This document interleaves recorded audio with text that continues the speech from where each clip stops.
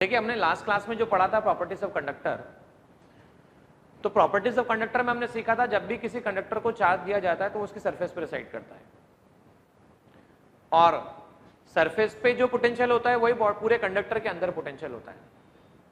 आज हम थोड़ा सा एक और बात सीखने वाले हैं जिसे कहते हैं अर्थिंग कंसेप्ट।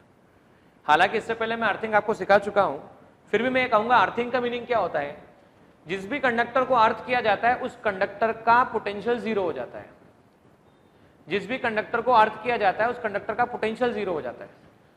तो आइए यहां पर बोला ऐसा गया कि आपके पास में एक मेटल स्फीयर या कंडक्टर है जिसका रेडियस स्मॉल है गिवन है, चार्ज शुरुआत में Q1 है, आउटर कंडक्टर जिसका रेडियस B है और बाद में चार्ज Q2 है।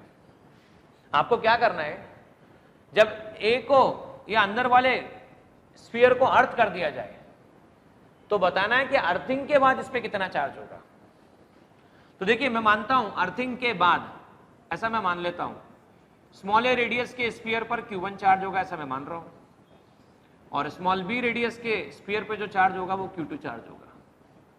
अर्थिंग की बात कर ली, अब अर्थ किया, तो ये रहा आपके पास ए स्फीयर, ये रहा आपके पास बी स्फीयर। अर्थिंग का मतलब ए पर नेट जो पोटेंशियल होगा वो जीरो होना चाहिए। Net potential on A should be zero. तो आइए नेट पोटेंशियल ऑन ए लिखते हैं। तो ए पर नेट पोटेंशियल किन किन के कारण होगा, तो ए पर जो भी पोटेंशियल होगा वो मानता हूं मैं कि सेल्फ चार्ज के कारण होगा, और ए पर जो भी पोटेंशियल होगा वो Q2 चार्ज के कारण होगा। तो ए पर नेट पोटेंशियल लेट आई से KQ1 अपॉन स्मॉल ए, और जब हम Q2 के कारण पोटेंशियल लिखेंगे तो देखना ध्यान से सुनना आप, Q2 के कारण पोटेंशियल क्या भाई, ए रेडियस और बी रेडियस के बीच में कुछ अवेलेबल है क्या, तो ए और बी के बीच में कोई मेटल अवेलेबल नहीं है, मतलब मटेरियल अवेलेबल नहीं है। अब अगर हम बोले कि Q2 चार्ज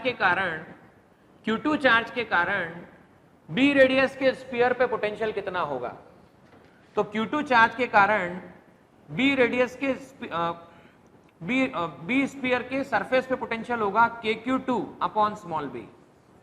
कितना होगा, KQ2 अपॉन स्मॉल बी। आप सुनिएगा ध्यान से, जो पोटेंशियल इसके सरफेस पर होगा वही पोटेंशियल इसके अंदर इस जगह पर भी होगा, क्योंकि मैंने बताया था कंडक्टर की प्रॉपर्टी होती है जो पोटेंशियल ऑन द सरफेस होता है वही पोटेंशियल इनसाइड द कंडक्टर होता है।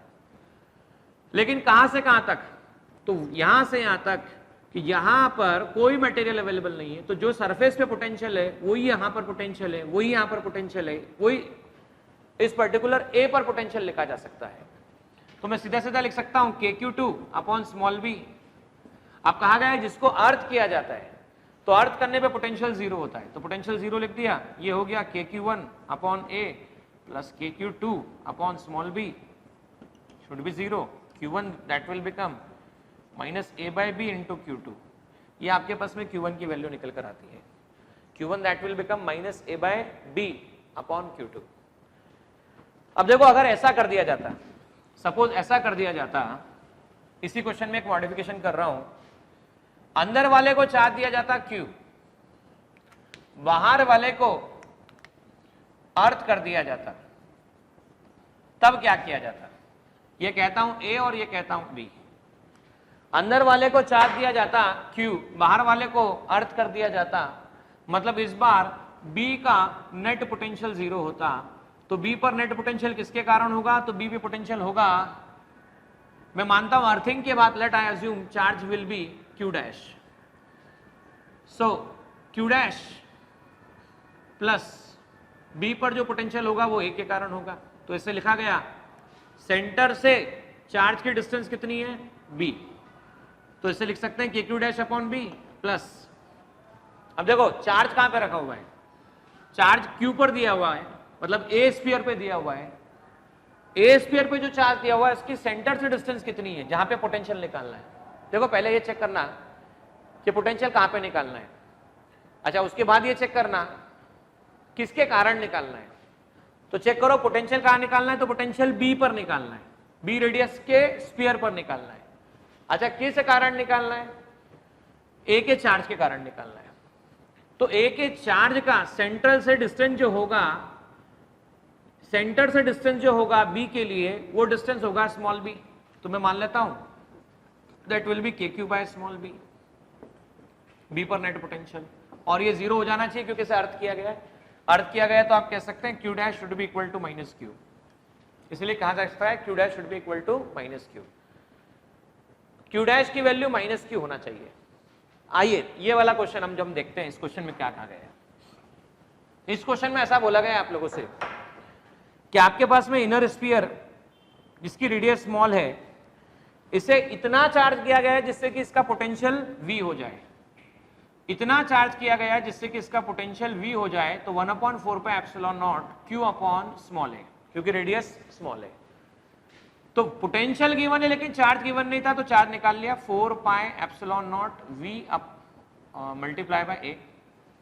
वापस सुनना मैंने क्या किया, हमने छोटे स्फीयर जिसका रेडियस स्मॉल है उसे उतना चार्ज किया जिससे कि इसका पोटेंशियल V हो गया, V equal to 1/4 pi epsilon naught Q by A, so Q equal to 4 pi epsilon naught V multiply by A। अब हमने इसको इससे कनेक्ट कर दिया, ऐसे स्फीयर से कनेक्ट कर दिया जिसका रेडियस B है। अब कनेक्ट वायर से किया, तो देखो मैंने आपको पहले भी सिखाया था कि जब वायर से कनेक्ट करते हैं तो कंडक्टर की प्रॉपर्टी होती है जो भी चार्ज दिया जाता है वो सरफेस पे रिसाइड हो जाता है। तो यहाँ पे जो चार्ज इस पे था वो चार्ज वायर से कनेक्ट करने के कारण पूरा के पूरा चार्ज सरफेस पे चला गया। तो आपको निकालना क्या है कि बी का पोटेंशियल निकालना है, what will be the potential of b. तो देखो बी पर पोटेंशियल होगा के, चार्ज और रेडियस स्मॉल बी, के क्या लिखते हैं तो 1/4 pi epsilon not multiply by 1/b into Q. अब क्यू की वैल्यू क्या है चेक कर लेना ध्यान से, तो 1/4 pi epsilon not into 1/b, Q की वैल्यू है 4 pi epsilon naught v multiply by small है, तो v मल्टीप्लाई बाय स्मॉल है, इसे ऐसा लिखा जा सकता है 4 pi epsilon not 4 pi epsilon not cancel होता है, तो potential at b can be return a by b multiply by small b. So potential on the surface can be written a by small b multiply by b. यहाँ पर potential की value कुछ इस तरह से निकाली जा सकती है।